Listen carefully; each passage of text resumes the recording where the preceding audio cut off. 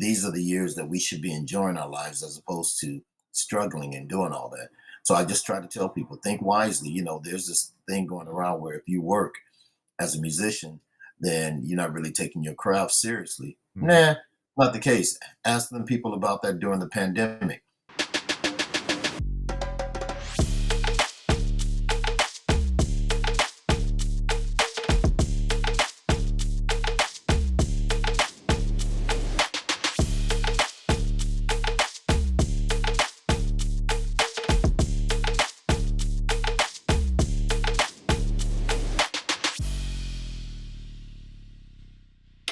Yo, good morning. Happy Saturday. Morning. When we're filming this is on a Saturday, you Yes. know.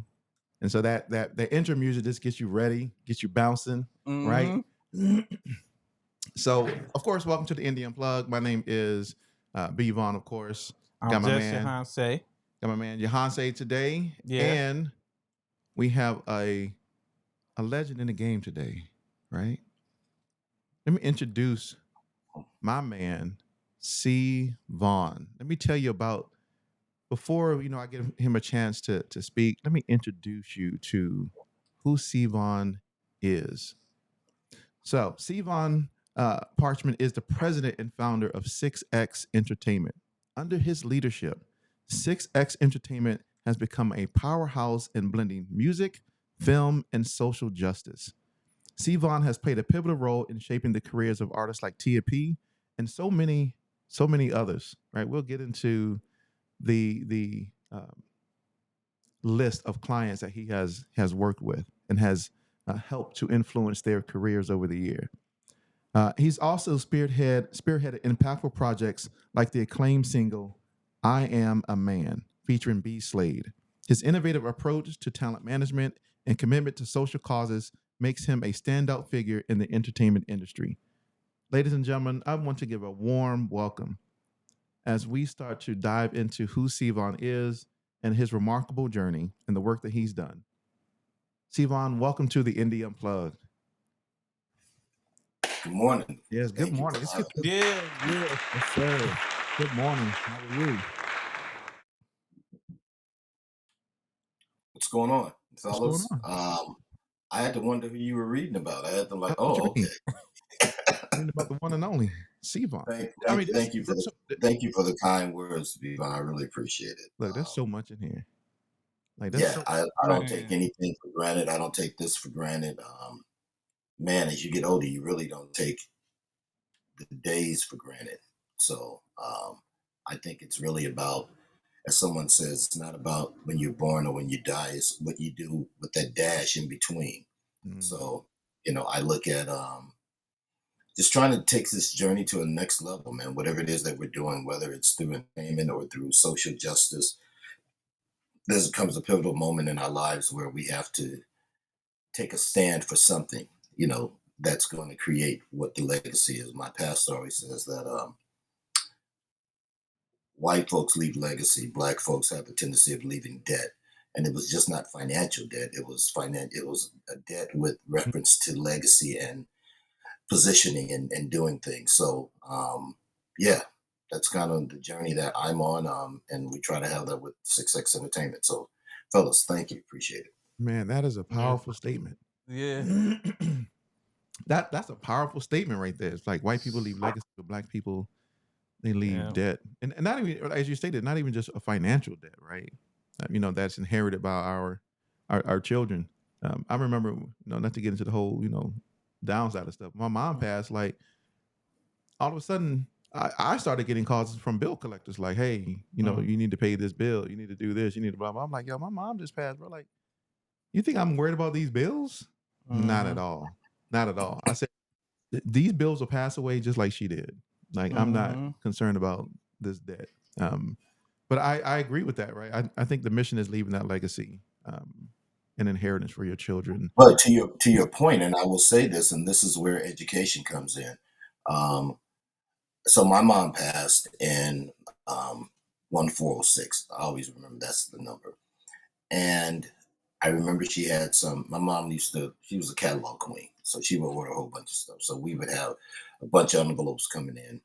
But I understood prior to her death, we transferred everything out of her name.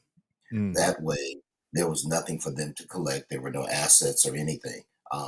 And setting up a trust and a will and a living trust. Those are the things that we have to educate our kids on, educate ourselves on, and understanding because we all have the same opportunities, white or black. It's just the knowledge that we've been equipped with and how we institute that knowledge and act upon it. hmm. So, No, I agree with that. Like, I think financial education is before we dive into the story, right? These are my types of conversation right Mm-hmm. here. Like, I think financial education and literacy is absolutely important.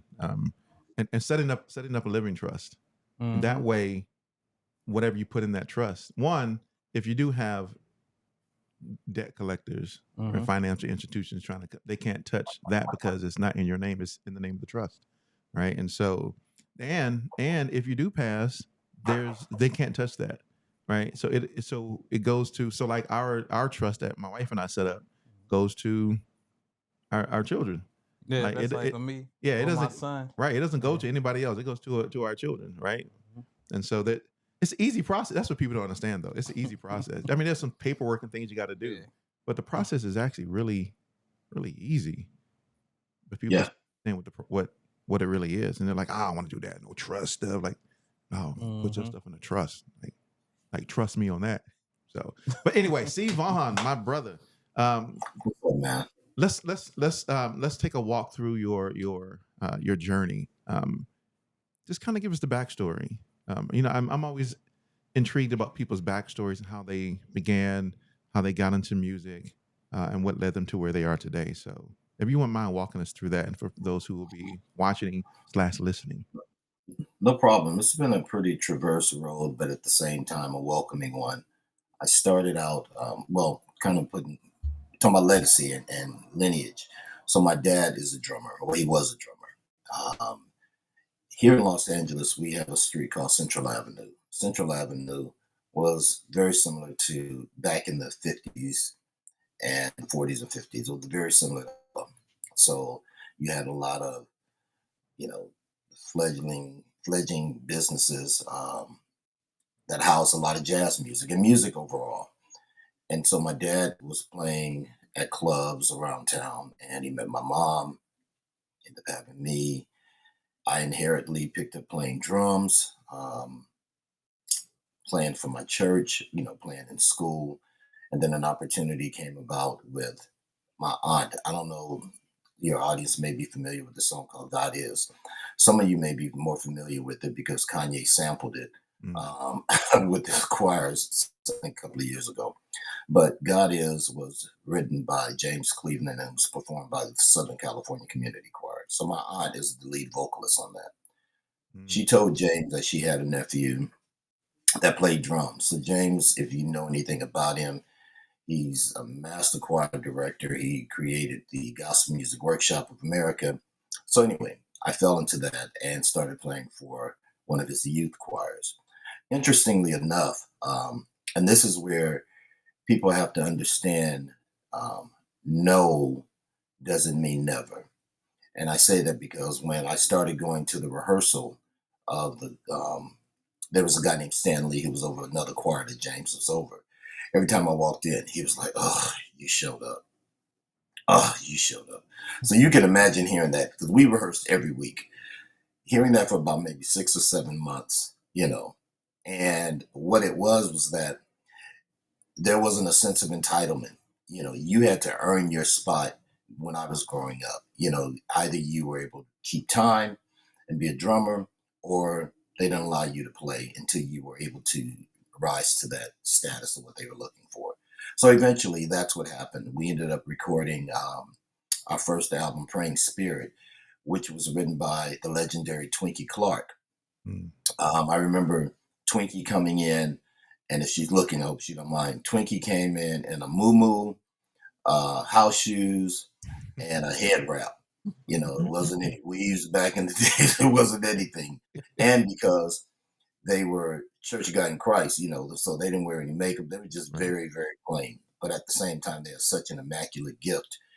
So that album, Praying Spirit was actually up for a Grammy nomination. So for that to be my first foray into gospel music and to be on such a legendary album, I'm living in the moment. I'm not even realizing that I'm part of history in the making. And I think that's kind of been my journey in life. I live in the moment, and whatever accolades come from that, you reflect on it and you enjoy it. But I've never allowed myself to relish in that because I'm always thinking, what's next? Mm. So, man, with being in school, traveling, doing music, one thing led to another. I was playing with a group called Majesty, and this is where, Vivon, this is where everything began to shift. I was playing with a group called Majesty. We had signed to a sub record deal with Motown Records. We were managed by Barry's niece, Iris Gordy.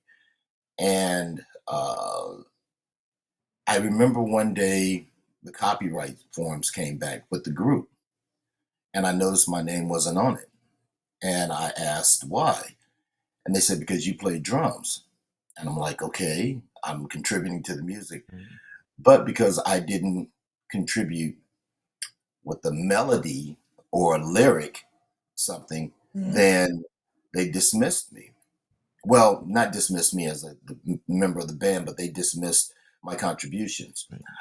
From that day forward, I went and got a Casio keyboard, um, Yamaha 2X or 4X or whatever it was, recorder, and I started writing. And that kind of what led me into moving into my next journey because I never was going to allow anyone ever again to tell me that what I contributed wasn't worth noting and it wasn't a factor. Mm. And I think that's the way we have to be in life. If you're in a position or if you're doing something, you know your value and you know the value that you bring. So for someone to tell you that you're not bringing any value, you can either make one or two choices. You can be dismissive of it or you can do something about it. And that's kind of the way I approach life and as in general. So, um, yeah, I mean, we can go through me being a father and a husband. I mean, my wife, I met her through a group named Quincy Fielding and the Quincy Fielding Ensemble. Quincy's actually from East St. Louis, but he moved out here to Mm. My Los Angeles. Huh? no, my dad is from East St. Louis. So Really? that's crazy. Yeah.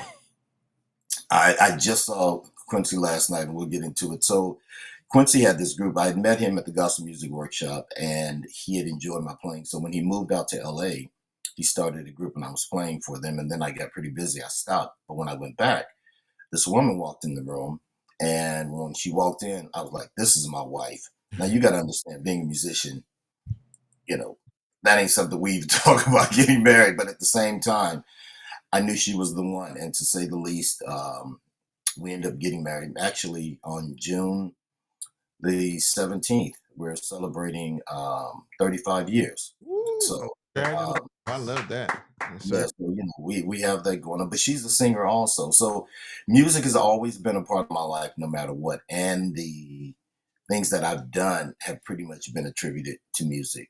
My pastor, well, he's still my pastor, but the former pastor of Faithful Central Bible Church in Inglewood, California.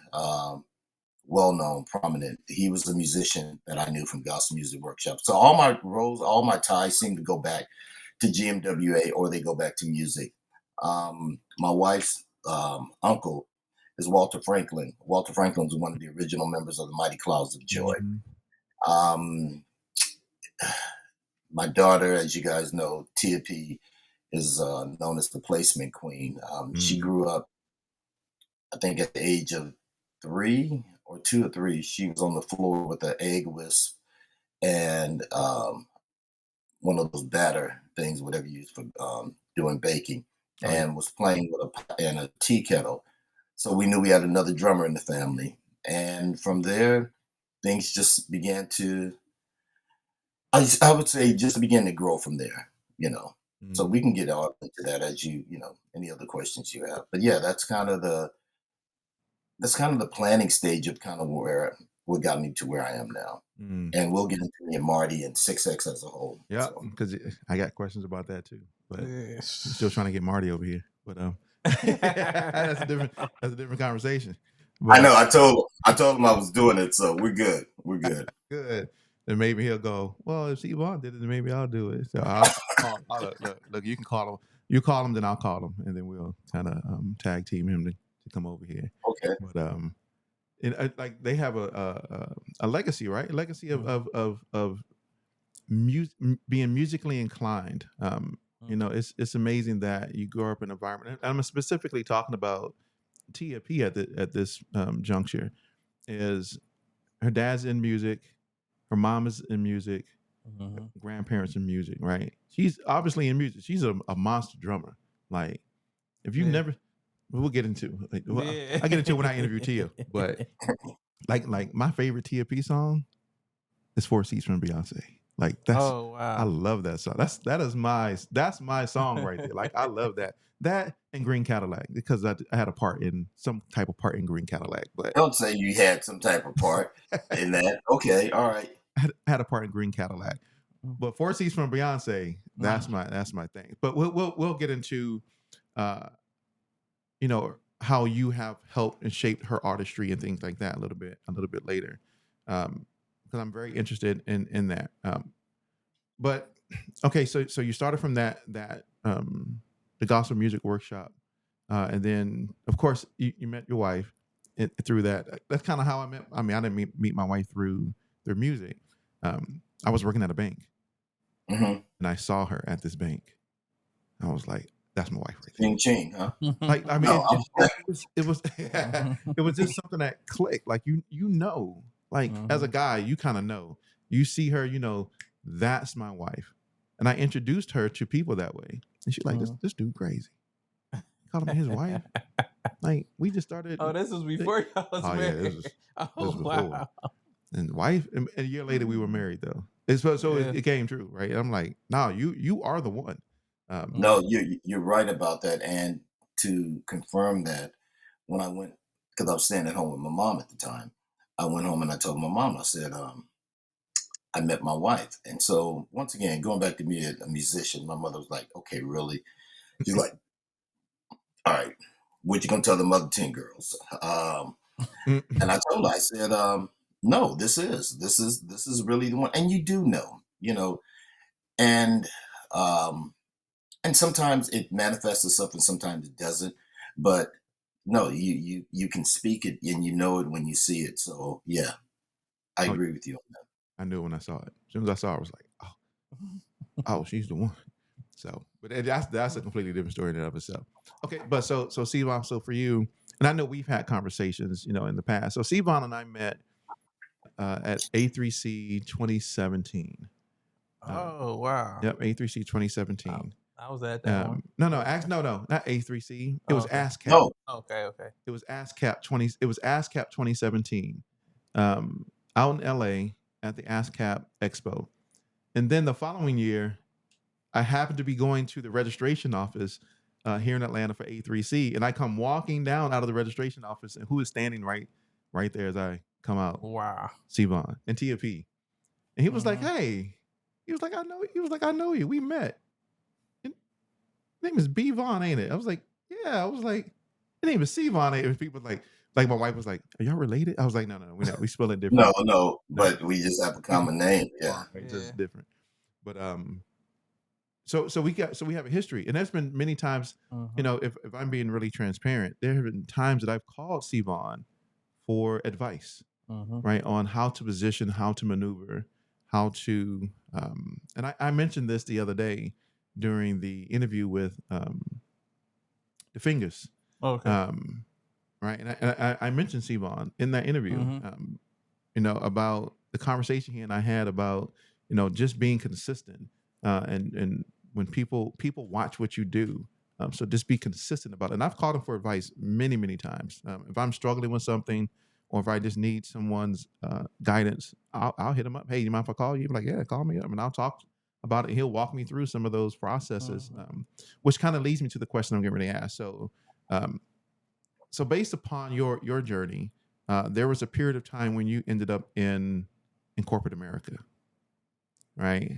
So what led to, right? Because I think that's kind of like a scary trajectory, right? You're doing music, you having a career, and then how somehow it shifts, and then you find yourself working um, in a job, right, in corporate America, and you were Mhm. there for a while.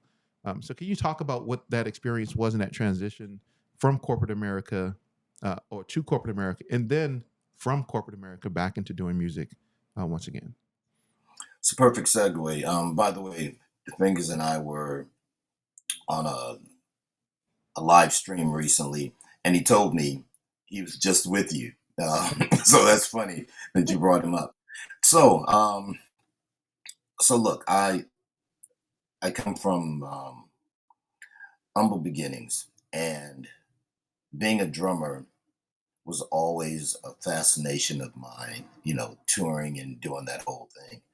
However, I saw too many people that did this solely, and when they got to a certain age, they were broke. And I'm not, discrediting anybody, but I've always had a sense of security. And my biggest fear, and I'm not afraid to share it with your viewers, my biggest fear is being homeless. Mm. And I say that um, because I've seen too many instances where that has happened with people. So I never wanted to be in that position. So what I did was I went to college, got a skill. Matter of fact, it goes back to elementary and junior high school.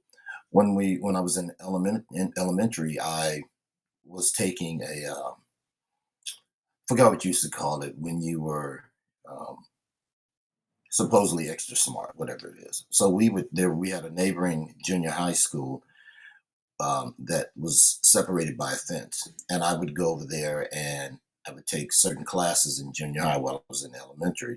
One of them being typing. So, as you can imagine, back in the 70s, typing was considered mainly for women, because they were looked at as secretaries or admins. But I learned how to type. So what happened was after I graduated from high school, I got a temp job at a company called Cypress Mines. They were a mining company based out of Colorado. But while I was there, I was doing data entry. This is during the time that computers were kind of coming on board, but you still had the data entry, you had the faxes, and I'm sorry, the mimeographs.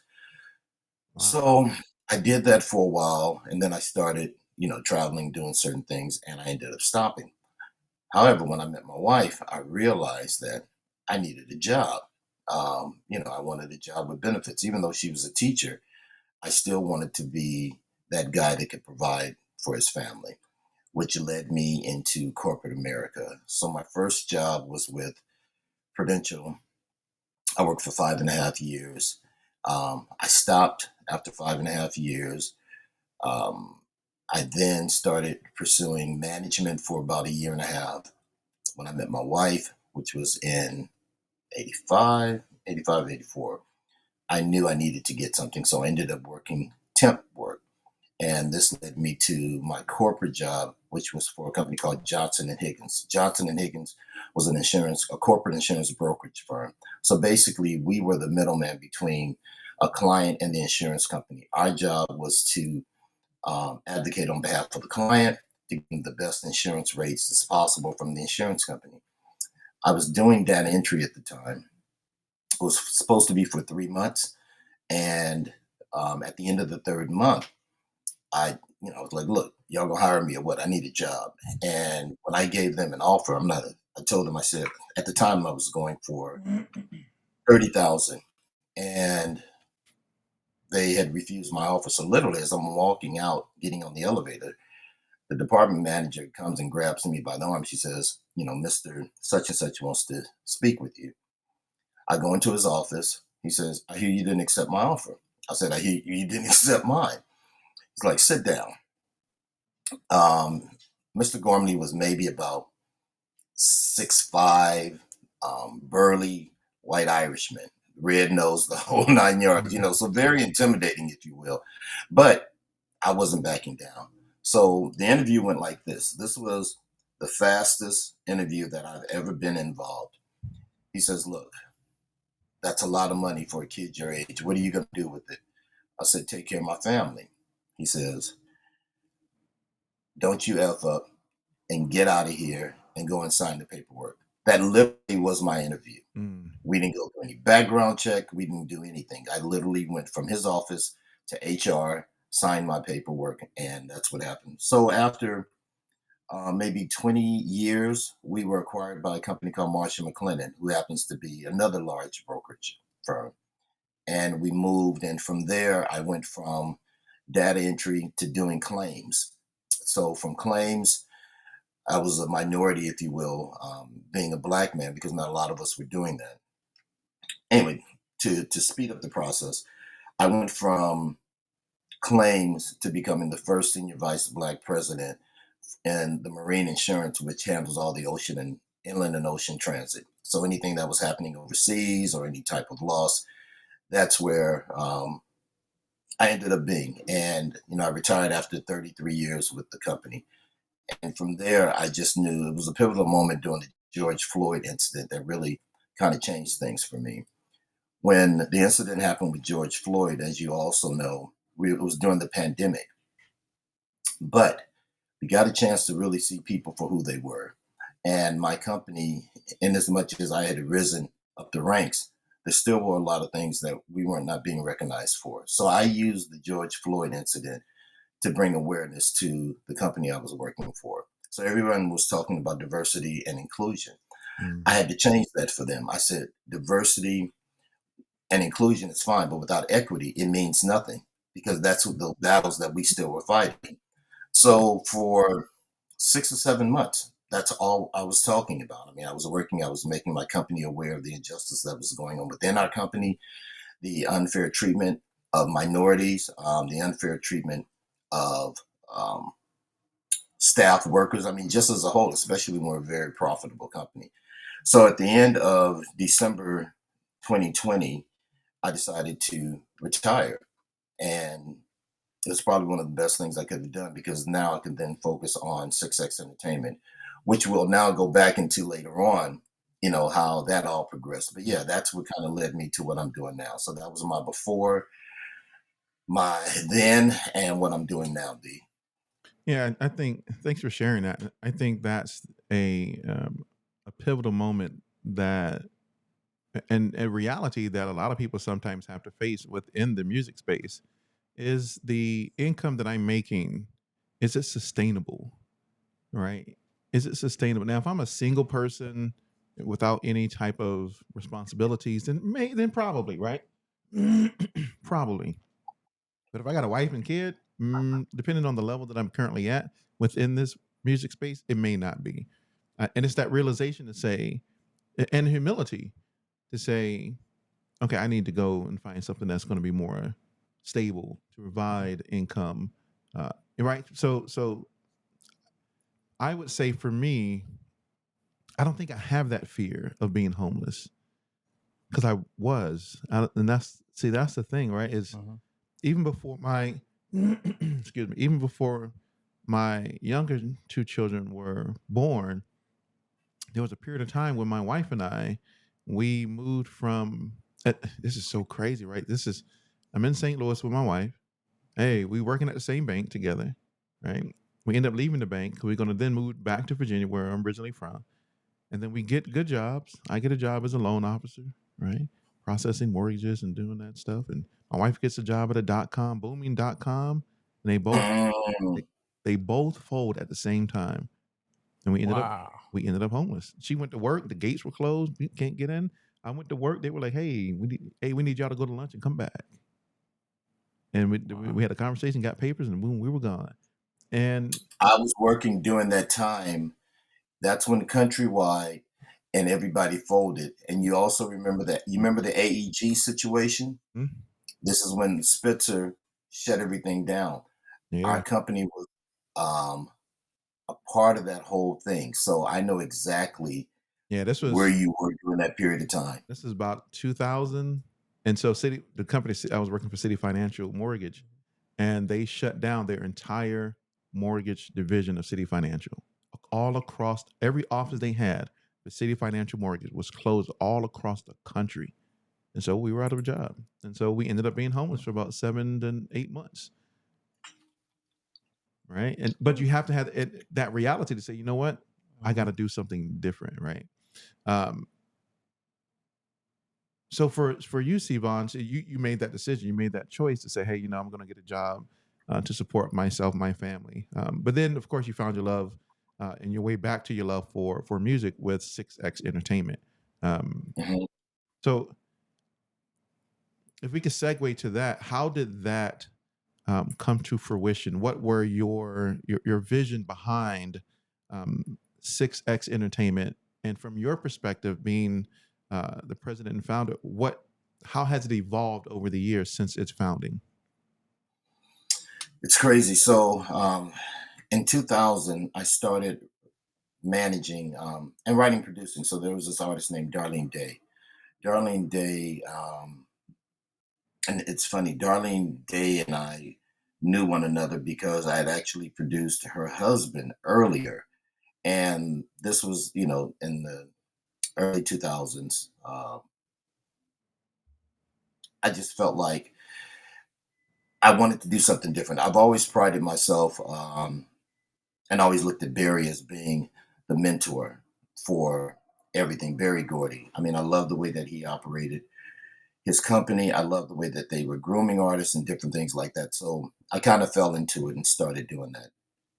And then the name 6X Entertainment came about because at this church that I was playing for, the bass player, everybody used to play the dozens, right? So one day he said, this was when I was small. He was like, dude, you so small. He says, you can wear my son's 6X clothing. And, we all joked about it. And so when I thought about doing a company, I was like, what name really resonates with me? And it was 6X.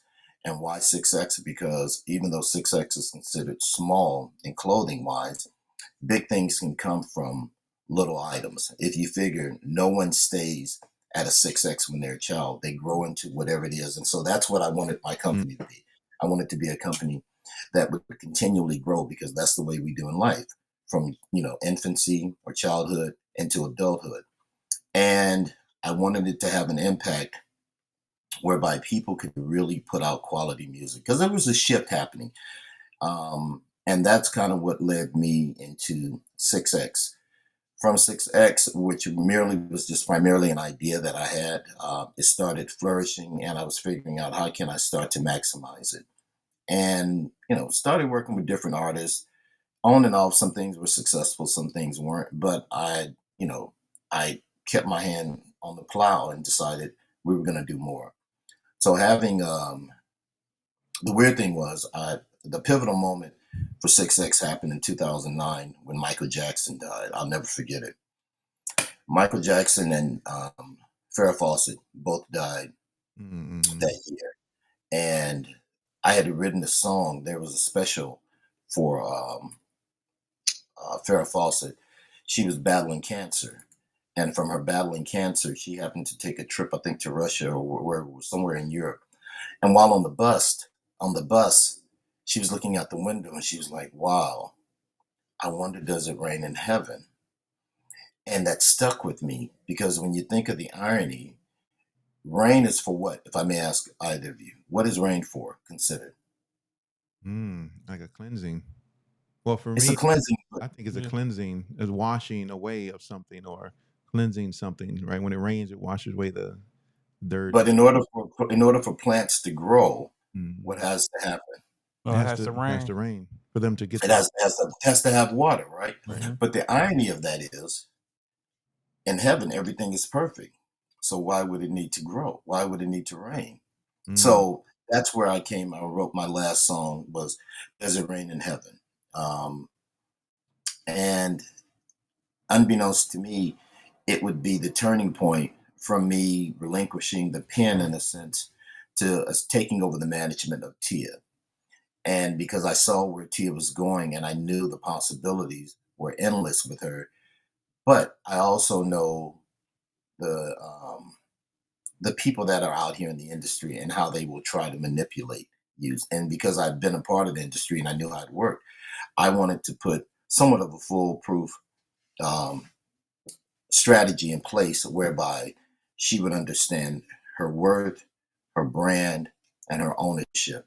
And my goal was, and we talk about legacy, was to make sure that because it's inevitable, when her mother and I pass, that Tia would be able to take care of herself financially. Mm. And I tell her all the time, get you a man that you can depend on, but don't get a man that you have to depend upon, because there's a difference. Mm. Um, and so, we've been able to successfully navigate that. But Marty came on board 2000, we're in 2024. It's crazy. Marty came on board in like 2000. Tia was still in college. So this was 2013 or 14. A mutual friend of ours hooked us up, said that this guy was looking for some writers. And he had told him about Tia. And so he had sent some music. Marty had sent some music. I know who Marty was. He had sent some music. And then when Tia sent it back, because she was writing to it while she was in college, we got the songs, we sent it back to Marty. And Marty was like, "What is this shit?" And it was like, so I took offense to it. Number one, for two reasons. I thought the writing was pretty good, and the fact that I don't know you, so the fact that you talking that way was kind of offensive. However, a year later, another opportunity came for Tia to write, and he got it back, and he started liking it. Well, what people don't know is that Marty was in the music way. We actually, and this is kind of crazy because I have to backtrack. Marty was in the music, and he was looking for opportunities to get back into. He was working on a group. Then he decided to leave. And when he heard Tia's new music, it pulled him back in. So he called me. We started talking. He had his own company called Escort Entertainer. I had 6X Entertainment. We started working together. We found similar interests to the point where one day he says, "Hey, man, look, why don't we merge companies?" And that probably was one of the best moves that I've ever made as a businessman. Because I've never really worked with anybody. I'm an only child, and that has its pluses and minuses. But at the same time, Marty and I are like yin and yang. You know that for a fact. Our personalities are different, our interests are different, but our goals are the same. And it's that balance that has really allowed us to go to the next level, because a lot of the things that we've done, I could not have done it without him. In addition to him being a visionary for some things that I wasn't privy to, and I was very myopic in certain areas. But Marty was always a visionary as far as branding and making sure that people know who the artist is, um, just through sheer marketing and putting things in place. And so that's been one of the areas that we've shifted from just being music to doing things that we're doing global, whether it's with artists or whether it's athletes. I mean, you name it. We try to do the gamut of the industry, the entertainment industry, as you call it. So, Yes, I would agree with that. As far as the personalities of the both of you, um, I remember because Marty and I went. So I met Marty. That's how I met Marty Arnold, was through Vaughan. Vaughan was like, "Hey, I think you should get with my partner out in Atlanta," uh, and we went to lunch. Me and Marty went to lunch, and I learned about, because there's so many people in this music industry, right? Like I don't think we completely grasp the amount of people that are in this industry from the very beginning up to now, and all the things that people have done. So when I went to lunch with him, and hopefully I'll get him on the show one day, he can talk about his background. His journey is just incredible. But he's so humble about it. He's just so humble about it. He was like, "Yeah, I started in music, and I, found this guy. He was in the group, and then as I found this guy in the group, we thought about, how he could just be the lead, the lead person. He was like, I don't know if I want to be the lead person, and then we convinced him to be the lead, and he ended up being the dream. And so then the dream went on. I was like, wait a minute, hold up, hold up. You can't just Wow. just casually just yeah. say Wow. that one of the biggest songwriters in the history is. Oh yeah, yeah. Just so I work with the Dream. I found them. Blah blah. I'm like, yeah, you can't just throw that out there like that. But so this is what I find about, and then I'll segue into a question I want to ask you about working with, Marty, is the fact that people at certain levels, and I think I've mentioned this many times in podcasts and in interviews, is that I find that people who are at certain levels are more humble than people who are at certain levels. Right? I'm doing it Yeah. right. Mm-hmm. Because here's Marty and I going to lunch, and Mm-hmm. the caliber of stuff that he's, and not even just that, just the whole that's just my baby daddy. I think that's what he was. I was That's like, his wait, legacy. Wait a I was minute. like, wait, Wait are you a for real? minute. He was like, yeah. So we are up Wait, at did he write cafes. that song? What did he have to do with it? He co-wrote. I Yeah, think he co-wrote the song and yeah, produced it. yeah, and Wow, produced I it. remember that Yeah, I song. was like, that's just my baby dad. I remember that song too. Now the I was song like, is in my what? head. And so so very humble. Wow. We're up at Cafe Social House. He was like, you ever been here? I was like, no. Now me and my wife go there all the time. But sitting there eating, and here's this legend Mm-hmm. talking about all the things he's done. So in response to that, to your um, working with Marty, how and joining companies, right? Because that's always something that is risk. There's a risk with that. Mhm. Um, so how do the both of you kind of manage competing priorities, and to also ensure that your goals and visions are aligned for the things that you're working on, whether it's with artists or with sports or film, etc. It's funny you asked that because I was thinking about that this morning. So here's the way Marty and I work. We work jointly and we work independently. Um, Whoever has a dream or a vision, we never stand in the way of that as it pertains to enhancing the brand. Um, so if Marty goes out and acquires something, it's a win-win for 6X. So we have this dueling battling competition with us with when we do something successful for the company. And our term is, oh, you earn your check today. You earn your check today.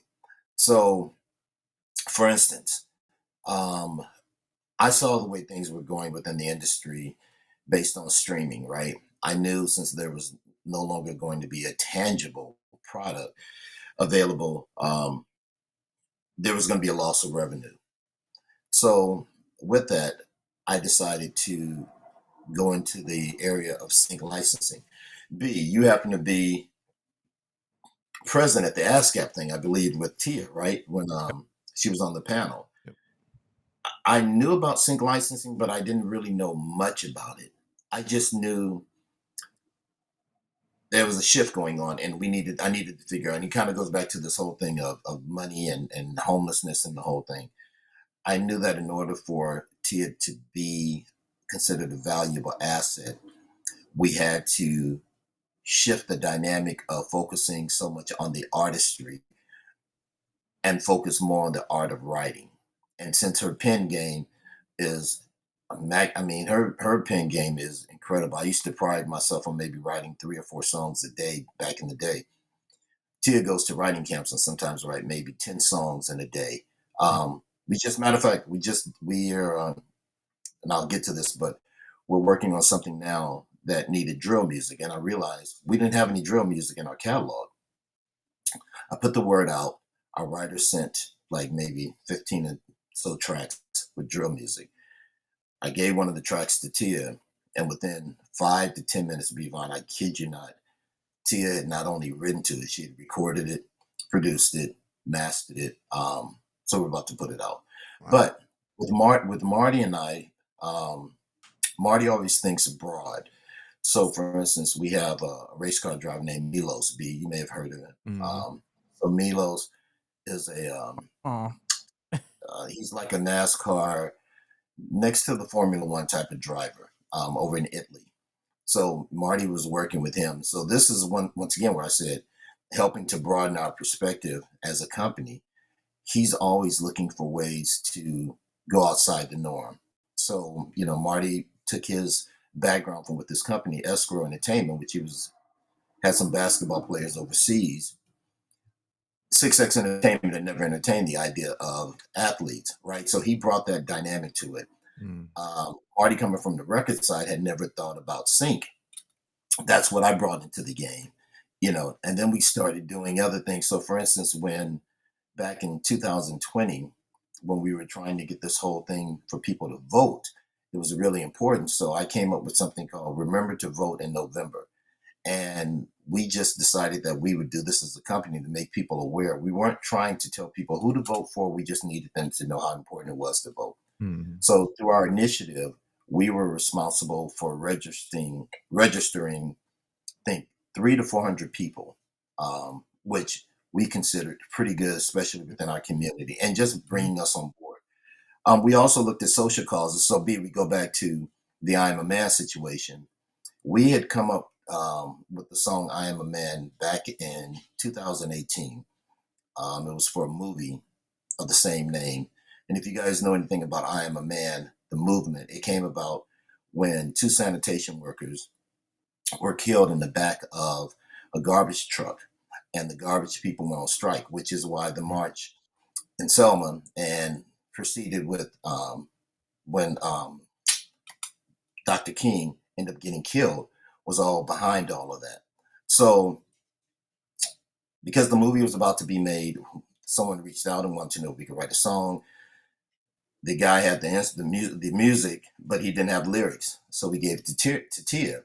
So the odd part of that is this song called "I Am a Man" was written by a female, Mm. which is crazy. And if you Yeah. haven't heard "I Am a Man" by B. Slade, I Oh encourage you yeah, it's a to dope song. go and check it out. Mhm. It's one of the most epic pieces that I've ever produced. Matter of fact, I mixed it 64 times. So Wow. what you're listening to is every little nuances that I wanted to make sure the listeners heard. Mm. And B, with his unbelievable vocal expressions, just took it to a whole nother level. And that's one that is a piece of art that you never know when it's going to take legs. And Marty and I just got a call the other day. Someone was looking for a period piece, and we just recently submitted it. And we see it has Oscar written all over it. We just don't know when, but we know eventually it's going to get there. But, Mhm.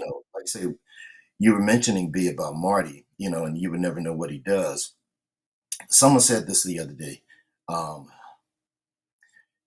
Depending on where you are financially or even mentally, sometimes your financial status will allow you to talk about people. Your career will allow you to look outside of people. And sometimes your successes will allow you to talk about bigger and better things and things that haven't been done yet, that you foresee are possibilities. And that's kind of like Marty. If you didn't know what Marty does, you would know what he does. I mean, That's true. Yeah. that's just him. I mean, neither one of us walk around with a S on our chest or a six on our back, stating what the Mhm. company is. We just try to make moves and let the work speak for itself. And I think that's kind of the best way to operate.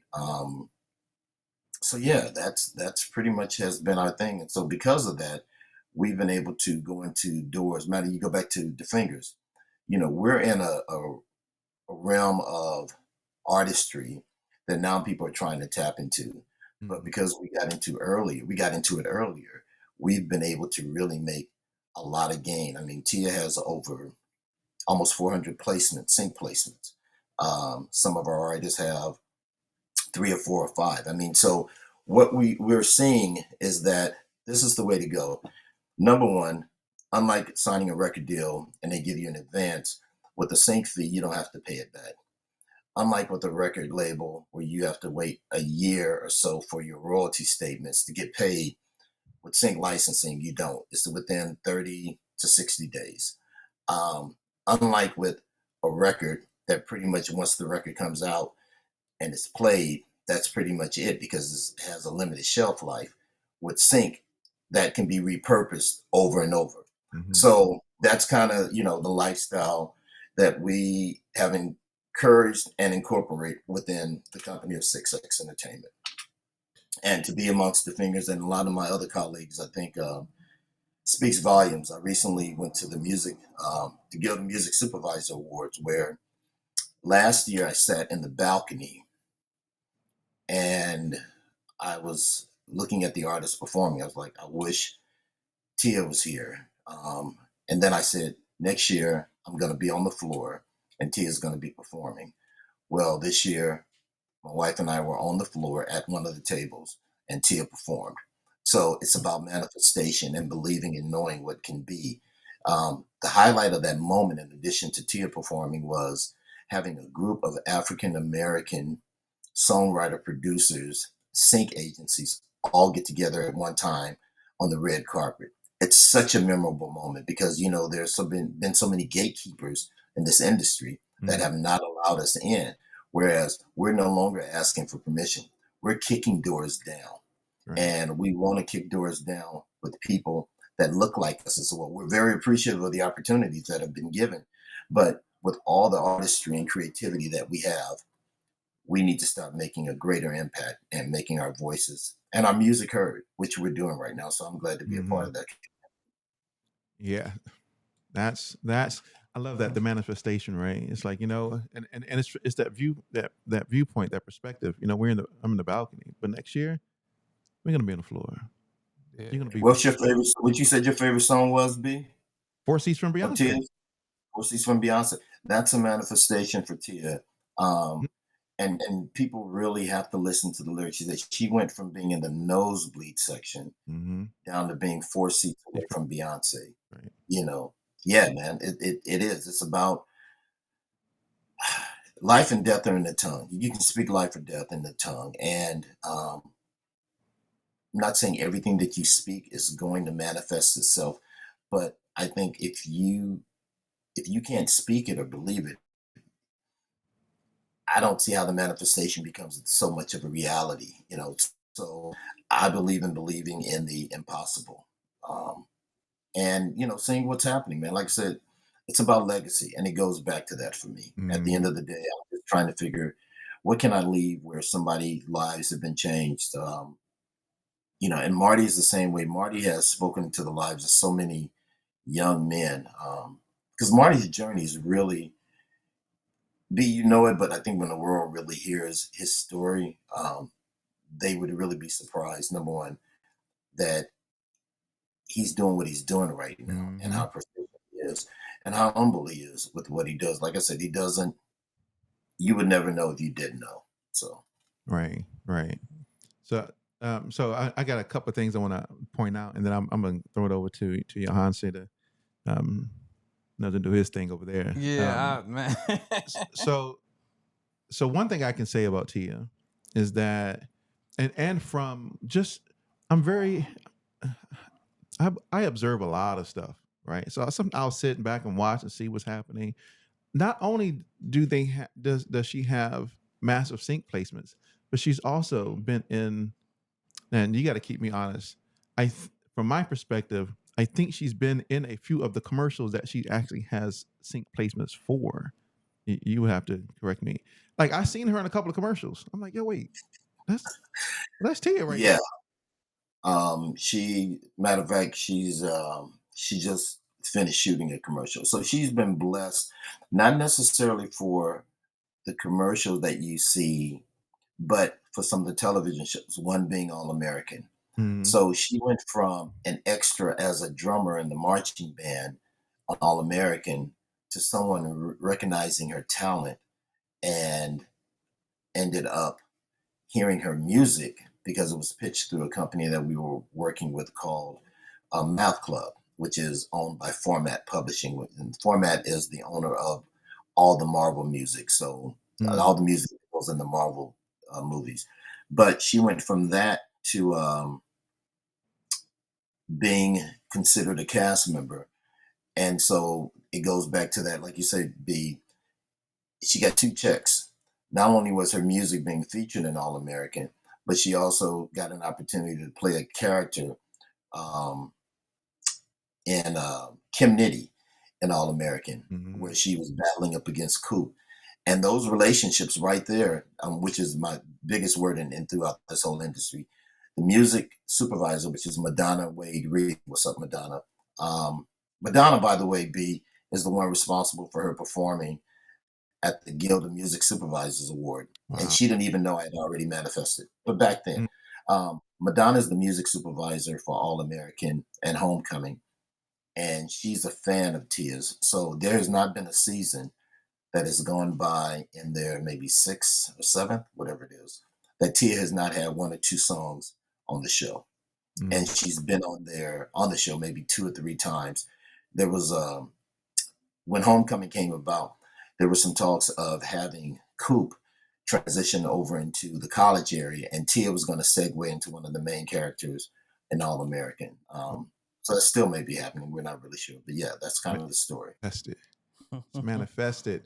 Yeah, but commercial wise, Tia has this year alone, she has 4 Walmart placements. So far this year, she has had, let's say, maybe 10.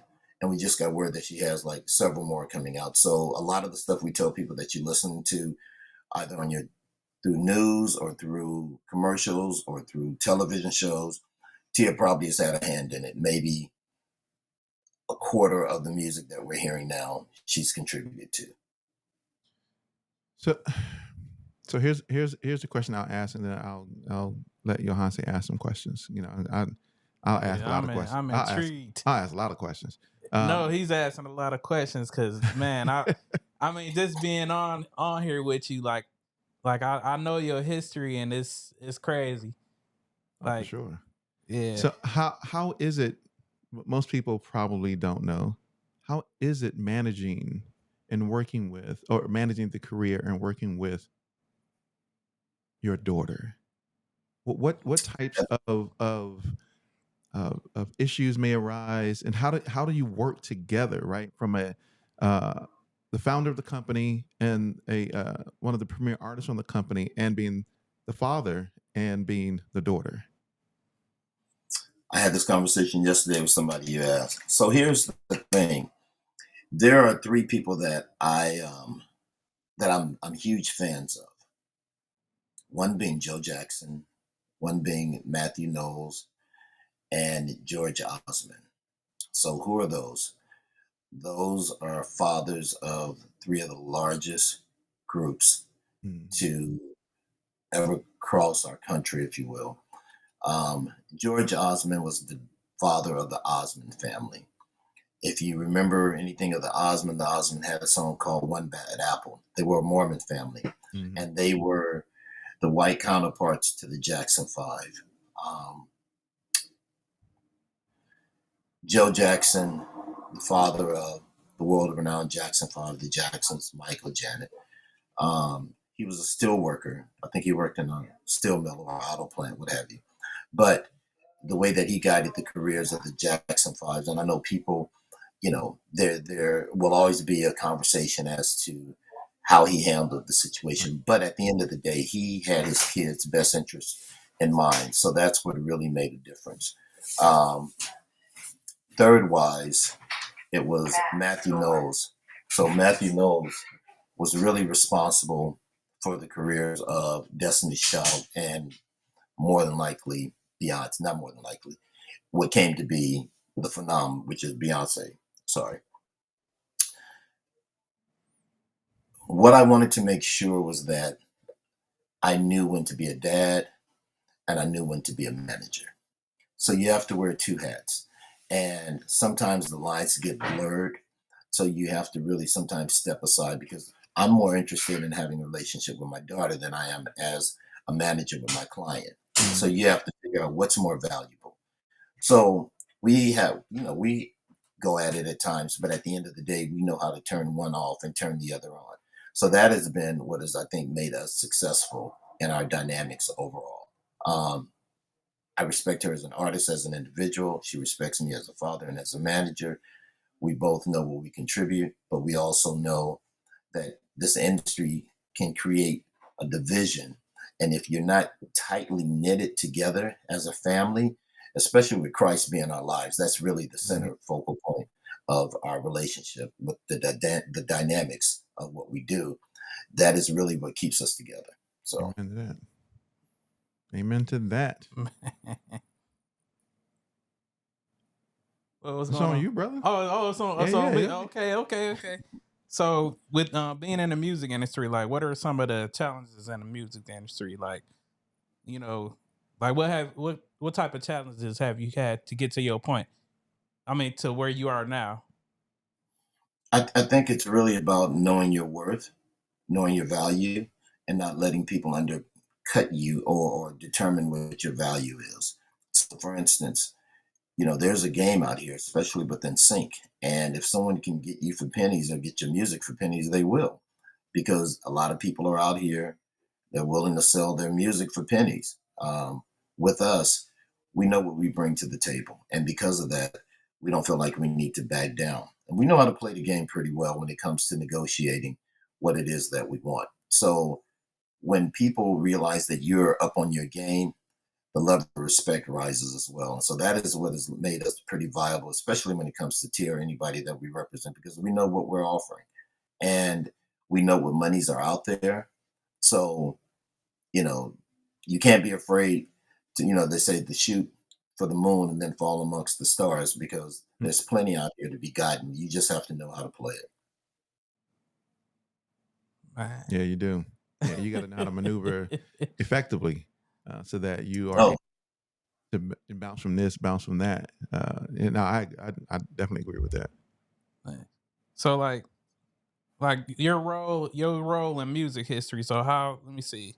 Like history plays a significant role in your music history.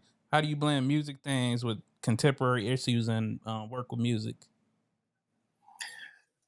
here's what I know about music, which is why I love music. If you ever think of any social issues that have occurred from now and even back in the past, music played a pivotal role. If you recall during the Vietnam War, when our soldiers, black soldiers and white soldiers, were in the trenches, the music from Motown was what united them.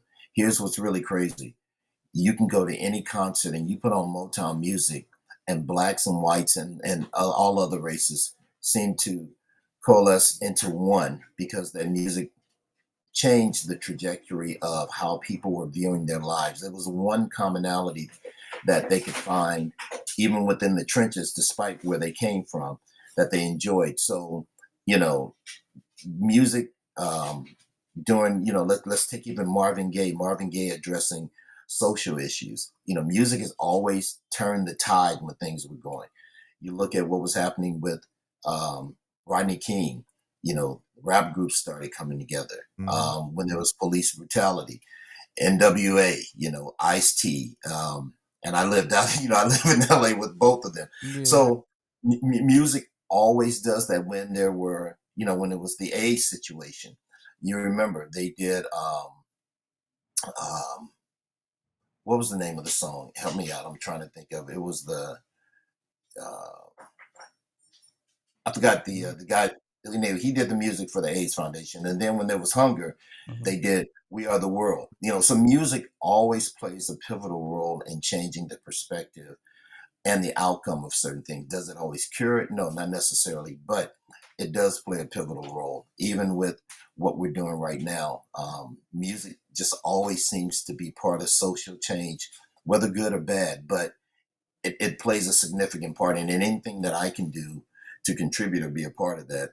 I'd rather do that and denounce certain things for opportunities than to turn a blind eye to it and knowing that I could have played a significant role, but I chose to do something else.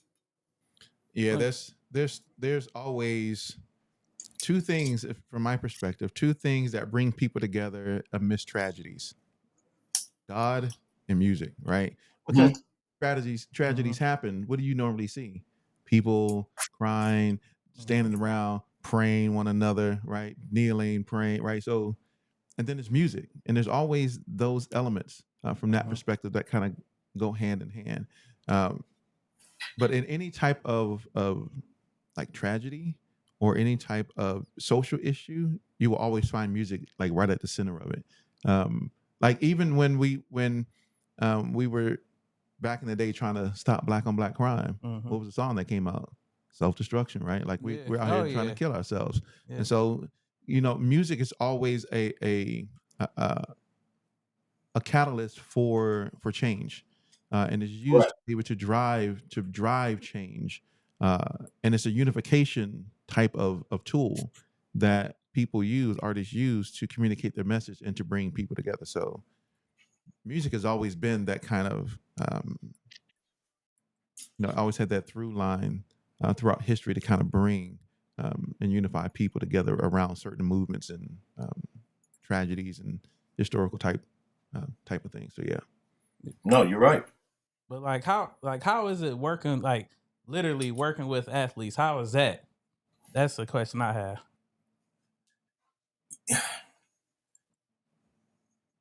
They're artists. You think about this. No matter what the socio-economic situation is for anybody, there are two forms of release that people spend money on: sports and music and entertainment. I don't care what's going on, because people, it's an escapism, right? So athletes know that they're entertainers. People pay to see money for them. So they have the egos, they have the same egos. But here's the irony of it all. Or I actually need to say the irony, the paradox of it is that most athletes want to be entertainers and most entertainers want to be athletes. Yeah, You yeah. think about That, it. that, every basketball player that, thinks he's a rapper, and every rapper thinks he's a ball player, in one sense or the other. So the two, although separate, are very much connected, you know, ego wise, pay wise, lifestyle wise. There isn't much that separates the two. So, Mm. you have to deal with them, because both of them are based on the adulations of fans, and their marketability. So it's just really, whereas you look for brands for both branding opportunities. You look same thing for an artist, a musician. You look for the same thing for an athlete. So the two are pretty much the same. They may not be synonymous, Mm. but the quality is very similar. Mm-hmm. Yeah, I can see that. I can see that. So when you're thinking about that, when you're looking at artists and you're looking at athletes, uh, what's your approach to talent management and development? Like what are the qualities or characteristics or traits that you're looking for in order to bring someone on and to invest into them as an artist or an athlete? You have to see beyond. Yet, so you can't necessarily look at the now, right? You have to see the potential from within. So the potential from within is, how well are you able to listen? Listening is really important, And someone said this, and it seems real cheesy, but it's true. Um, God gave us one mouth and gave us 2 ears. He gave us 2 ears for a reason. And if you notice, the downfall within both fields, if you will, have been from lack of education or being told what to do and not following through. There's this program that comes on, I think you guys are familiar, called 30 by 30 or whatever it is. It talks about athletes and ESPN, yeah. the rise and fall. One of the worst situations for me is to see all these athletes who made millions and millions, and then they end up being broke. Now, interestingly enough, I think it was, what's the football coach? Is it Dungy? Is that his name? Y'all help me out. Tony Dungy. Dungy, yeah, Oh, Dungy and this other guy were saying that when um, young athletes come into the league of football, and it's applicable to basketball as well, there is a camp that goes on, and there's a financial literacy camp. B, you were talking about financial literacy, Mhm. and maybe out of the 200 or 300 or so drafts of people that come in, maybe about 10% of those are in the room. And the other 90% are the ones that you hear the tragedies wow. about. So, number one is for them to hear and understanding the possibilities and unforeseen mistakes that can happen. So, if they're open to hearing those, that makes us attractive to them. Secondly, we want to know what their goals are and are they realistic goals? Because if they can tell us what their goals are, then we have a map or an idea of what to go after. And sometimes they're myopic in what their goals are because they haven't been exposed to certain things. So Mhm. sometimes we have to show them the possibilities of what could be to open their minds and possibly the insight of achieving certain things. So that's the second thing. The third thing is their ability to execute. Um, as with Milos has been winning races like crazy lately. You just kind of got to follow us on our social. We Mm, have some other athletes I can't name at the moment for legal reasons or what's going on, which is a good thing. So I don't want your viewers to take it wrong. Um, there are some situations happening right now that are going to be it's going to be pretty big. It's going to be pretty big, and it's with some athletes that we know have great potential, and we're marketing them now, even though they aren't necessarily quote unquote eligible. Um, but the mm, possibilities are endless, and they have a personality. At the end of the day, let's go back to two things: sales and marketing. How do you get sales? You have to market. How do you market? By having someone in front of someone whereby people feel like they can trust that brand. That's the whole idea. So we find people that we know that can market a particular brand and appeal to a certain market because that's really what it's about. It's about relatability. So those are the factors we look at. It's the same thing we look at with artists, as far as being rappers or singers. What are you bringing to the table that will make your fans look at you with adoring eyes and wanting to be you or wanting to be a part of your journey? mm. Yeah, yeah, yeah. Man, yeah. My cousin, he was in the NFL. Once he got out, he went back to, train guys like how to spend their money. Like when they come into the league, he was part of that program. Like when he got out of Mm. the NFL and he came back, he was kind of in charge of that, helping these guys, spend money, like focusing on not to be broke, at the end of their career. Mm, No, that's B. It goes back to what I was telling you, man, about my fear of being homeless. People think Yeah. um, I'm terrified of that, man, because I've seen it happen. Which it's unfortunate. There's so many of my colleagues. They don't have insurance. They don't have a 401. They don't get a pension. mm, Um, I have all three. And I don't say that bragging. I say that because I always wanted to make sure I can be in a position for when this game stops. mm. That I would have something to hold on to. I wouldn't have to be in a club at the age of 75 playing a gig for Right. $50 a night. These are the years that we should be enjoying our lives as opposed to struggling and doing all that. So I just try to tell people, think wisely. There's this thing going around where if you work as a musician, then you're not really taking your craft seriously. Mm, Nah, not the case. Ask them people about that during the pandemic. mm, You Hmm. know, and it was funny. A lot of cats who were pretty arrogant when it came to certain things got real humble during the pandemic because nobody was working. Tours were shut down. Hmm. So right. having a skill or a trait really was quite beneficial. It is So crazy, and we've talked about that on podcast episodes and interviews many times. Having a job, right? Job. So we kind of talk about the how people shame other people for having a job. It's like, well, at the end of the day, I actually have money that can fund the things Hmm. that I want to do or can help provide for the family that I have been given to take care of. Because not there's not a if we come to the realization of this industry as an independent artist producer, there really isn't a lot of money. There is, but there isn't. Hmm. Right? I mean, if you're somebody who and Steve Vaughan was talking about this earlier, if you're starting to understand the cues of what's happening within the music space, you can then start to pivot differently, which is why a lot of people are starting to move more into sync licensing than they have before. Why? Yep. Because this artist is paying me. This record company is trying to do X, Y, and Z. These people are not trying to give me the money that I'm due from royalties. I got to fight publishing. I got to fight. And it's like, oh, sync pays Hmm. commercials. Oh, I can do a Yep. commercial, and it's this commercial, and it tells you right up front, right? When if you get briefs or things like that, it tells you how much the sync placement will kind of pay out of. Yep. Now, I'm sure you may have some ability to negotiate, depending on your stature within that. But Hmm. they usually tell you the payout $5 grand for this. Oh, okay. yeah, Well, if I do get a placement for this, and I get chosen, then it's $5,000. Okay, great.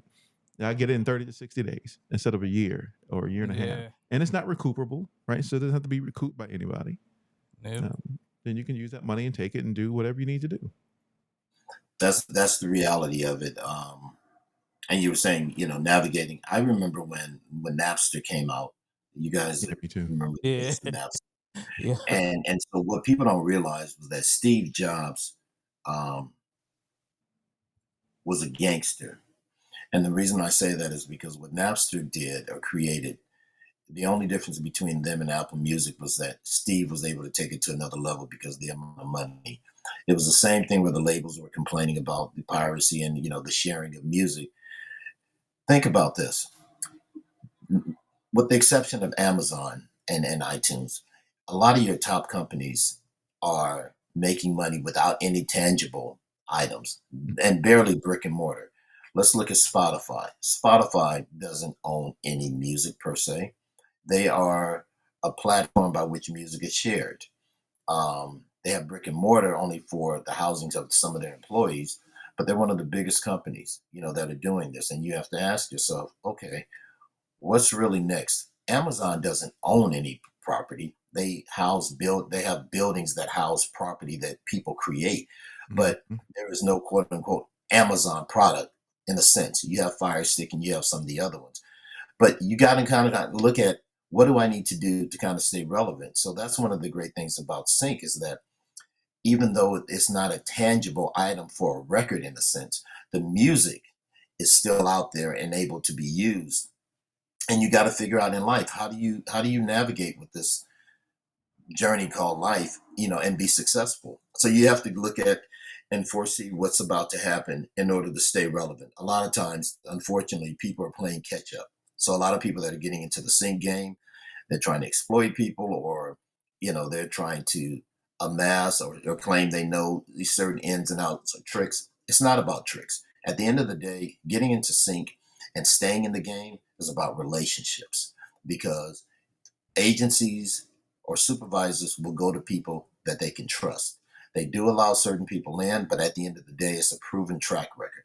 And Mhm. it's just like anything, like with sports. We go back to the analogy, it's pretty much the same. Um, and I think that's really what makes what we do so viable right now. You know, Mhm. What are your thoughts on generative AI, and how do you see its impact on 6X Entertainment? so you mentioned AI. I am a fan of it, but I'm also afraid of it. Mm. Um, so I think the company calls it Suno. I'm trying to see if I Oh, can we were talking find about it. this yesterday. Suno, oh, Yeah, UDO. yeah, So, yeah. So the crazy part about Suno B, as you already know, you can literally type in. I typed in the thing. I said I wanted a Jamaican Christmas song with trumpets and a marching band that talks about my journey in Italy. Within less than a minute, dude, it created that track. right. Um, so here's where I see things are going. Imagine being a movie studio, and it kind of backtrack. As a drummer, I remember when the drum machine came out. you know, Hmm. what are we going to do, right? You got someone that you don't got to hear no talk back from. They just keep that timing right there. I mean, like what am I going to do? He And quantized it and for so you. instead Right. instead of fighting it, I learned how to use it. And it's the same thing I would say with AI.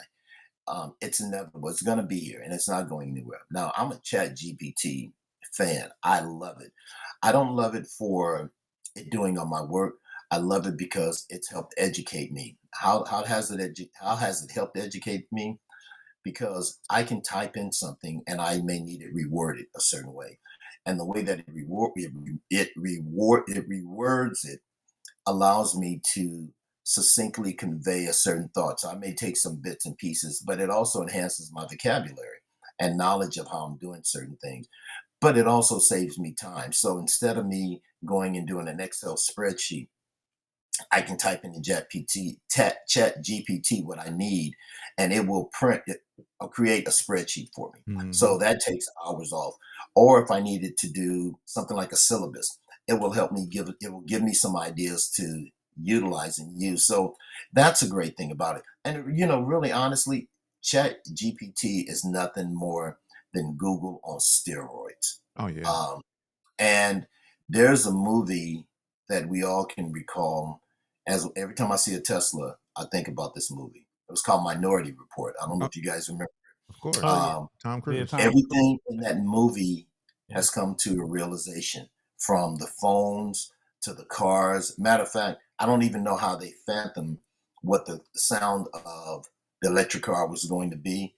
But Mm-hmm. every time I see a Prius or a Tesla, or you hear that, it's the same thing that was in that movie. Yeah. So, yeah, things were coming to pass. We just didn't know it, but now we're living in that age. So, for me, I think it's a great thing. I think it's gonna hurt some people in the industry, and it's kind of like with any technology. Sometimes the demise of humanity, the advent of technology, can be the demise of humanity. And I forgot who said that, but it's very true. But we have to find a way to adapt within that to not become obsolete. So music supervisors are eventually going to start using more AI music, because if they got a budget and they don't have to spend that money on these actual songs, they're going to start going that route. The difference is, and my theory is, people's intellect will almost be compromised, Mm-hmm. because it's just kind of like with some of the today's music, the way that they have watered it down, whereas mediocrity is considered great. I think that's what's going to happen to the viewers who are listening to AI generated music. Right. It dumbs them down to the point where they just begin to accept it. And yeah, it's an ongoing battle, but I like it. And at the same time, I'm kind of afraid of it, because I know what it could lead to. But you have to meet it head on. You can't run from it, Right. because if you do, then you'll become obsolete. Right. Yeah, my wife. I love Chat GPT. I use it all the time. I use it literally every single day. I use Chat I GPT. do. That's true. Maybe 10 times a day, all day. I mean, I don't use it that much, but no, I literally use it all the time, to draft up. I mean, everything. If I just wanted to write something better, hey, I wrote it out. That sounds great. Hey, and I would just put a prompt. Hey, write this better, and I'll throw it in there. It'll give me. I was like, oh, I like how you said that. All right, I just use that. It's the same thing, right? So I But you use. know what makes it even better, B? What makes it better is when you write something in it and you ask it to reword it, um, but it almost rewords it verbatim to what you wrote. And you're like, oh, what I wrote was great. That's telling me, like, yeah, okay, you on to something right now. yeah. And that's the thing. Look, I'm always for learning, and I think Mhm. a lot of people should be as well, but they aren't, and they're afraid to seek, or sometimes they're afraid to be exposed for their limited knowledge Right. of how to do certain things. And I'm not one to run from a challenge. I Mhm. know I may be limited in certain areas, but I can always improve. Once again, I'm a kid from the hood that, based on circumstances, shouldn't be where I am, or either shouldn't even be alive. Right. So because of that, I know there are endless possibilities of what can be done. So Endless. It's endless. But before I ask the last question, uh, I'm using ChatGPT to do two things right now. I use it all day for all types of things, right? And there's other. We were having this conversation last night on the podcast episode, about how AI's impact on music creatives, right? Talking about Lander and talking about, now that you have a lot of DAWs that have generative AI in it that can actually, if you tell it what chords you want, it'll automatically play a rhythm. Like, yeah, I do love that in Logic, right? Because Logic has that ability to Mhm. play a piano that I can't actually play, but I can tell it what chords I want, right? So there's, I feel there's positive uses. But anyway, back to Chat GPT. I see there's two things with it. One, I see a lot of people use it, and I think it's going to expose a lot of people, right? Because right now you have people who are using Chat GPT to, yes, enhance their knowledge, but I think it's also a falsification of their knowledge. So I see a lot of people using Chat GPT, writing articles, and putting full-fledged articles out in publications online as if they literally wrote this themselves. Now, now what people don't really know that there are AI tools that exist that Detect. you can detect, right? If it's written by AI, right? And you can put the text in, and it'll tell you how much. Man, sometimes I'll put stuff in there from things that I see. Oh, it's 80% AI, right? And I think it's going to expose a lot of people because when those people have to go and do things like interviews, conferences, panels, and they try to speak like how they write, I think it's going to expose them. So that's for me. That's the first thing. Yeah. The second thing for me, I like using Chat GPT, and for anybody watching, it's a great tool. I use it to analyze things, right? So right now I'm having to do two things. One, because I want We Create Music TV to be like the Netflix, but for the music industry. So I'm having it analyze Netflix's strategy on growth and subscribership and followers and views and all that stuff. But the second thing I'm having it do is I'm interested in growing, the platform of how YouTube has grown. So I took all my YouTube data, downloaded it, and put it into ChatGPT as a CSV file, right? Really? Yes, sir. So I download my YouTube data, and it can tell me if I want to know, how to target certain demographics, or I want to what content is doing the best, and then give me a strategy based on that content. I download the CSV from YouTube, and I put in the prompt, hey, I'm going to provide you with this type of information, and I want you to analyze it and based upon all these different things I wanted it to do. And it's like, great, load up the CSV file. I will start to analyze it, and I will provide you a strategy based upon the information and your parameters. And I threw it in there, and it started giving me all this stuff. Wow. Now I got to go do my job and read it and decipher and Yeah. all that stuff. But man, Dude, it's funny. I'm always figuring out how to take something to the next level. And I will go into chat GPT and ask for the analytics, for the observation of what we already have and figuring out how to do that even better. Um, so no, I agree with you. Matter of fact, and your viewers are actually the first to hear this. So I'm working on a book. It's called The State of the Union of Marriage. mm, Because so many things have changed. right. The the uh, eco status of what's happening just in general. But Chat GPT is really allowing me to explore some areas that I hadn't even considered. And to your point, B, it's one thing to use it, but it's another thing to be able to convey your thoughts when you're out in public. And that's where the the emperor with no clothes on gets exposed. You know, That's right. I always make sure when I'm engaging in a conversation, it's just like with sync or anything else. You got to know this or you don't know it. You can only pretend for so long before you get exposed. Mm-hmm. So it's the same thing. Like even with relationships and what we're talking about, I have a huge catalog of music that pertains to relationships. I also have a vast knowledge of how marriage works and within relationships. So I'm taking the knowledge that I know and applying it with the enhanced knowledge of what I'm learning through Chat GPT and helping me to look at other areas as well.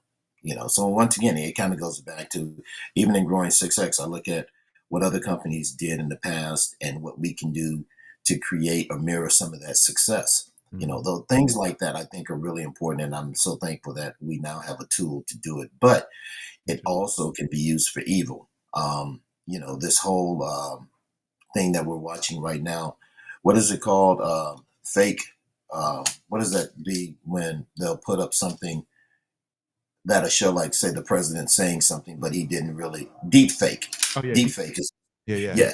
This whole thing, man, is really scary right now because we're people of visuals, and a lot of times we're not even concerned about the origin of it. It's what we see, and we Mhm. determine or base our values or our judgments on that alone. And with the election and everything coming up, man, it's going to be way more than I think. Just in general, it's scary. People thought the phone fakes, where they were pretending to be someone. Now, when you see something visual that can emulate and Mhm. look just like something that you think with authenticity, yeah, it's something to be concerned with.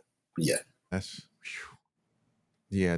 Those deep fakes is Yeah. Oh yeah. they're taking it to a completely Mm-hmm. different level because people don't, like you said, it's the origin, but people don't care about the validity of Mm-hmm. those statements. Like, oh, they said this, but how do you know it's true? You don't know if it's true. Like, Yep. is it valid? because we no longer have what we're doing right now is kind of unheard of. People aren't having conversations. You know what they're having? They're having sound bites. Mm-hmm. That's what relationships are, even with our kids. Kids sit in the car now, and it may be three or four of them, and instead of engaging in conversation, they're texting one another, Yep. or they're using, different hashtags, what have you. It's we live in a soundbite world, man. Mm-hmm. I would agree with that. I would absolutely agree with that. So the last question I have for you, Sivan, is looking ahead. What are your goals for 6X Entertainment and the artists that you represent in the coming years? We want to be a powerhouse in the sync game. That is really one of me and Marty's main goals, is to be a powerhouse in the sync game, but also in helping to navigate young athletes to a prosperous and a career with longevity. So, one of our things that we do within our company is to help financial literacy, and we want people to be solvent in how they handle their finances. Um, because this journey is only for a few years, no matter what it is that you're doing. So after this, we want to make sure that they have a sense of who they are and the legacy that they want, and also passing it down to the next generation, or even their current generation, depending on who their friends are. So that's really it. Just making an impact to change the world through ideas, and mutual admiration for one another, and treating each other with respect and kindness, because we've lost that as a country. There seems to be no civility when it comes to how we speak to one another, how we handle one another. Um, Right. and you go back to the .com ages where, everybody was flourishing. It was about opulence, and when the boom burst happened, everyone realized that there was a level playing field and we were all in the same category. So Mhm. I just think for now, man, I just want each other to treat each other with respect, love one another. But at the end of the day, understand how important family is. The worst thing that can happen as we close out, I think one of the worst pictures that I've seen in movies is where you see someone of a huge amount of wealth, who've made a name for themselves, and will go down in the annals of history as a great person. But when you look at them and they're out there, with the families at their bedside, the main thing that they always said that they wish they had spent more time with their family. Spend more time with your friends and your loved ones. You Mhm. can't get that back, and that's really what matters at the end of the day. So, um, and striving for all that you want, or being who you are, remember that family plays a pivotal role. And if you don't have family, remember that true friendship is priceless, and you really need to spend more time in just letting people know how much you care. Like I said, B, you and I talk on and off, just in GP, we developed a relationship, which goes back to the R word for me. It's really what it's about, man. It is. I mean, and a lot can be gained from just the sheer relationship without looking for anything from anyone. Our relationship wasn't based on the keyword. If if there's relational, there can possibly be transactional. Mhm. Sometimes people approach people with the intent of being transactional and not developing a relationship. Right. So I say start with the relationship, and then you can deal with the transactions later if there's an opportunity. But don't go into it with the transaction in mind without the relationship, because it'll be short lived. Yeah. Yeah. I'd agree with that. Yeah. And I think that's how a lot of independents move in the music space, is transactional versus relational. I see that all the time. I had a conversation with a friend, as I get ready to ask, as we get ready to close out, that I was in a conversation with another person. I was working with a lot of famous people, and it was like, and we were trying to start something together, like a duo, production duo together. And in that conversation, as I was building this relationship with this other person, um, he felt that I wasn't taking advantage of that relationship to further what we were trying to do as a duo. And I'm like, yeah, but I just met him. Like, this is like my third interaction with him. I'm still trying to build that relationship. Like, versus it being just transactional, what I can get out of it. Let me build a relationship with him, and then if there's an opportunity that presents itself, then we could present that, and take part of that transaction or that situation. But I don't like going into situations figuring out, oh, how can this just be transactional? I like building the relationships, even if we never get to do anything ever. This, for me, is all about the relationship, because I know I can call up Vaughan and say, hey, look, one, how are you doing? How's the family? Right. And then two, we can then talk about business. Hey, here's what I want to ask you or need your guidance or your mentorship on. And then, okay, great. If you ever, when you back out here in this area, we can go to lunch and catch up. And or if I'm ever out in LA, maybe not Inglewood, because Inglewood, right? West Side. Well, so No, I've been to Inglewood before. I've been to Inglewood, Compton, all those places. Yeah. But yeah, man, it's Simon, has been a pleasure, brother. it's been my. But before we go, we got to let. So people don't realize that, and I don't mind sharing it. B played a very important role in the development of the Green Cadillac video. Um, so we have the legendary Battle Cat, and we also have the legendary The Lady of Rage. Well, as you know, due to the technology, everybody was able to record separate. I mean, Tia and Battle Cat did this in the studio, but we through Marty's cousin, we were able to get The Lady of Rage. His name is Muff. Muff was able to get The Lady of Rage, and Rage doesn't fly. In case most of you don't know, she only will do trains or buses, what have you, or drive. But we needed to get Rage as a feature on Tia's song Green Cadillac, and so the only way we can get Rage to videotape this, she was coming to Atlanta, and B. Vaughan lended his skills and his time to help film the video of Rage's performance. So that which you see was all put together through technology, and B. Vaughan was very instrumental in that. So B, on behalf of me and Marty and TFP and the 6X All right. team, thank you, man. Yeah. Anytime, brother. Anytime. In any way that I can help. And Whether which was based on relational it was people, y'all relationships. understand relationships matter. Yeah. Relationships matter. Relationships matter, because I remember that interaction. Marty called, like, hey, can you come do that? I was like, yeah, whatever you need. We went. it was what you don't know about this whole thing, right? Is that that scene with the Lady of Rage was shot in a container. I don't know if you mind me sharing this, but it was shot in a container film, like, right. So the company had like a shipping container, or like a storage unit, and in the storage unit was a white wall and a black wall. And so I brought my green screen, set it all up, had my camera stuff, and we shot me and Marty sitting there with the Rage. She's doing the thing. We shot the whole thing. And then I sent it over to Marty and to Sivan. They looked at it. They had some suggestions and thoughts. And then they came back and said, hey, can you do some edits on this? And I was like, I got, like, whatever you need, I got you. First, let me thank you for allowing me to be part of that amazing song. And so, yeah, I was like, whatever you need, I will do whatever it takes to make this a reality. So, because those opportunities don't present themselves as often to be a part of something with Battle Cat, Tia P, and the Lady of Rage.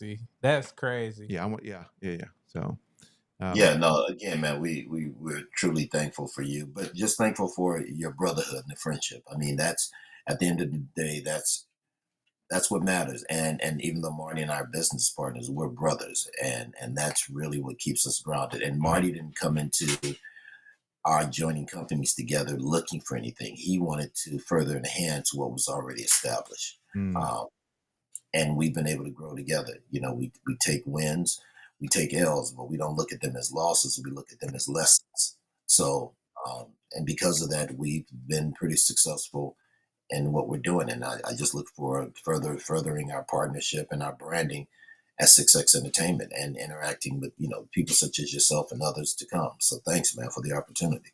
Oh, I definitely appreciate it. So how can people follow you, connect with you, and follow the journey of 6X Entertainment? The best way to follow me is through Instagram. It's at Vaughan Parchman, which is at CVONPARCHMAN, or at the number 6, the letter X Entertainment. Our website is www.6xentertainment.com. The number 6, the letter X, of the word entertainment.com. The best way to follow Tia P is through Instagram at I am Tia P, or on her website, same name, www.iamtiap.com. iamtiap.com. Yeah. Perfect. Thank you very much, sir. Once again, it's Thank been you. a pleasure. Ladies and gentlemen, thank you very much for tuning in once again to the Indie Unplugged. Once again, I'm Vaughan, Just Yohance. and we are here once again with the legendary Vaughan. Thank you for tuning in. May you have a great day. Make sure to tune in to all of our other episodes here on the Indie Unplugged, and go back and look at our catalog of what we have done with the We Create Music TV, all the different interviews and master classes. Like we did a whole master class on not master class, but a music panel on sync licensing. Go back and check that out. We did one on music production. Go back and check that out. But thank you very much for tuning in and your support as well. Peace. Thank you for your platform, my brother. Thank you again.